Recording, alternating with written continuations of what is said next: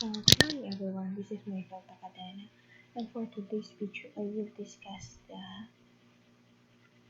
differentiating the standard precaution and transmission-based precaution.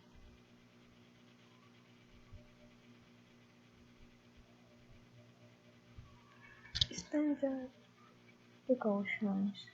Universally, precaution refers to the practice in medicine of avoiding contacts with patients that will face by means of the wearing of reinforced articles such as medical gloves, goggles, and face shields. How germs spread. Washing hands can keep you healthy and prevent the spread of respiratory and diarrheal infection from one person to the next. Germs can separate from one people or surface when you touch your eyes, nose, and mouth with unwashed hands. Prepare or eat foods and drinks with unwashed hands. Touch a contaminated surface or objects. Blow your nose, cough, and sneeze into hands and then touch other people's hands or common objects. Hand hygiene. Practicing hand hygiene is a simple yet effective way to prevent infections. Cleaning your hands can prevent the spread of germs, including those that are resistant to antibiotics and are becoming difficult, if not possible, to treat. On average, healthcare providers clean their hands less than half of the times they should on any given day. About 1 in 31 hospital patients has at least one healthcare associated infection.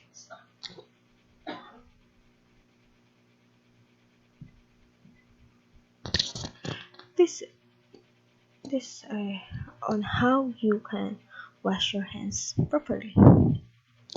Wet, wet your hands with clean running water, warm or cold. Turn up the tap of and apply soap. Next is lather, scrub, rinse, and dry your hands.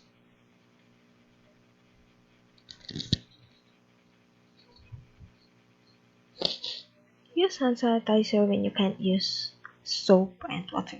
Washing hands with soap and water is the best way to get rid of germs in most situations. If soap and water are not readily available, you can use an alcohol-based hand sanitizer that contains at least 70% alcohol. You can tell if the sanitizer contains at least 60% alcohol by looking at the product label. Sanitizer can quickly reduce the number of germs on hands in many situations. However, sanitizer can do get rid of all types of germs. Hand sanitizer may not be as effective when hands are readily dirty and greasy. Hand sanitizer might not remove harmful chemicals from hands like pesticides and heavy metals. What is PP?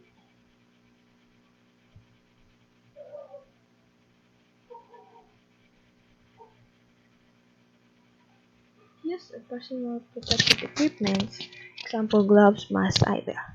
Personal protective equipment, commonly referred to as PPE, is equipment worn to minimize exposure to hazards that cause serious workplace injuries and illnesses. Those injuries and illnesses may result from contact with the chemical, radiological, physical, electrical, mechanical, or other workplace hazard. Face and eye protection. PPE includes the safety goggles of face shield and should be used for tasks that can eye damage or loss of vision, spray of toxic liquids, splashes, and burns. Safety tips. Check if safety glasses comply with the ANSYS 87.1 Eye protection standard ensure that there are no cracks or deformities on the lenses. Ensure the strap is in good working condition and is firmly sealed to the cheek and forehead. Clean and disinfect after use.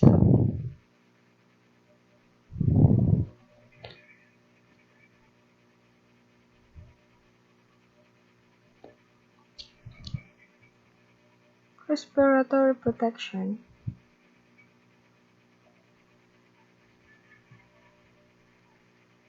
PPE includes full face respirators, self-contained breathing apparatus, gas mask, N95 respirators, and surgical masks are used for tasks that can cause inhalation or harmful materials to enter the body.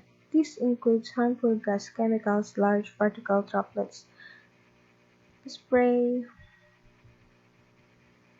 splashes, or splatters that may contain viruses and bacteria such as COVID-19, viral infection, and more. Safety tips. Ensure that the equipment is field tested and employee has undergo proper training because before wearing one.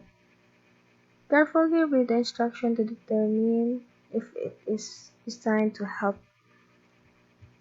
protect against the hazard you may face. Change filter on half mask or full mask respirators quickly. Replace disposal respirator with the reused. Surgical masks are not be shared with anyone. Avoid touching the surgical mask after wearing it. Change surgical mask timely and should be disposed of after use.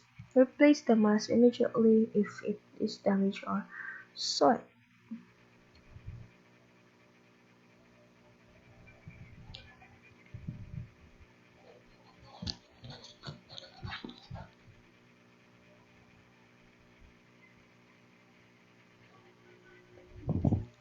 Skin and body protection. PPE includes the following categories to protect employees from physical hazards.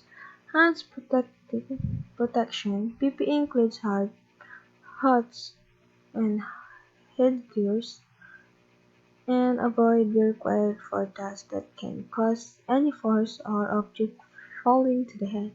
Safety tips.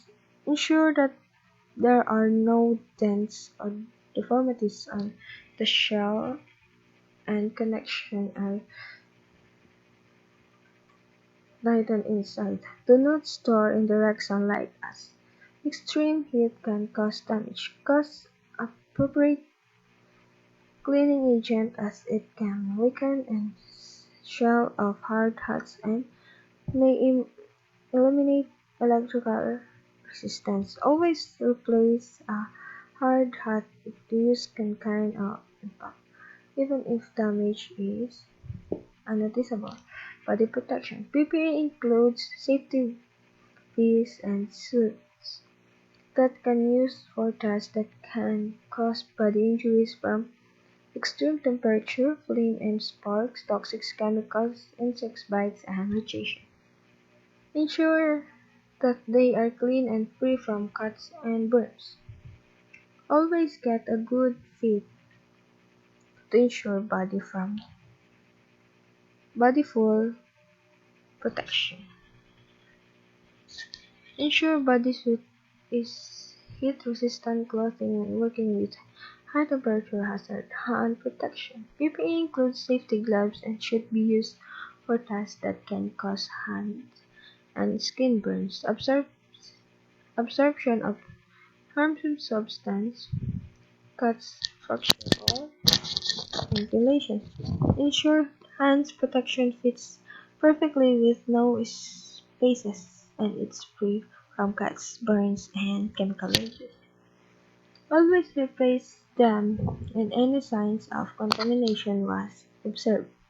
Use rubber gloves when working with heat and electricity to reduce risk of burn or electrical shocks. Food protection.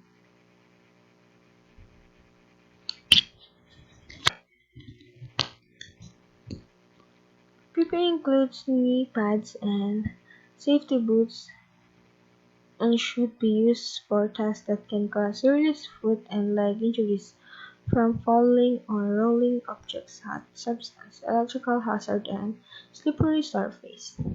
Ensure boots has sleet-resistant soles that can protect against compression and impact. Ensure sole plate in good condition to prevent punctures. Fall protection. PPE exclude safety harnesses and lanyard and should be strictly used for tasks that can cause falling from height and seriously injure or death.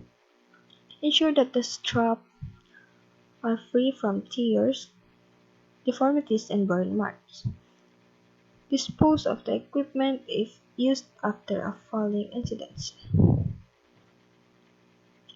Standard precautions are used for all patient care.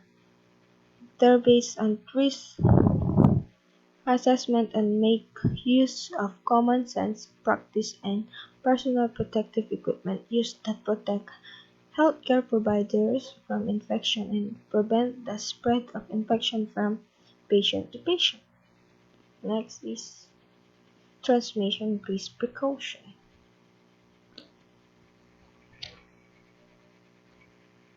Transmission-based precautions are used when standard precautions alone are not sufficient to prevent the spread of infections. Patient airborne precautions.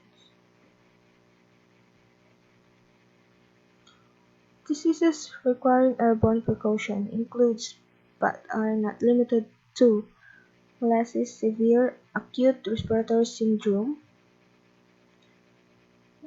varicella, and Mycobacterium tuberculosis.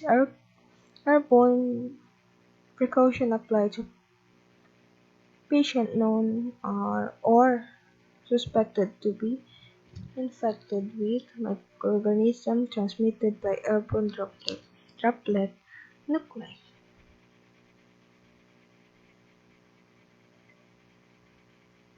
Contact precaution are intended to prevent transmission of infectious agents, including epidemiologically important microorganisms, which are spread by direct or indirect contact with the patient or a patient environment as described in IB.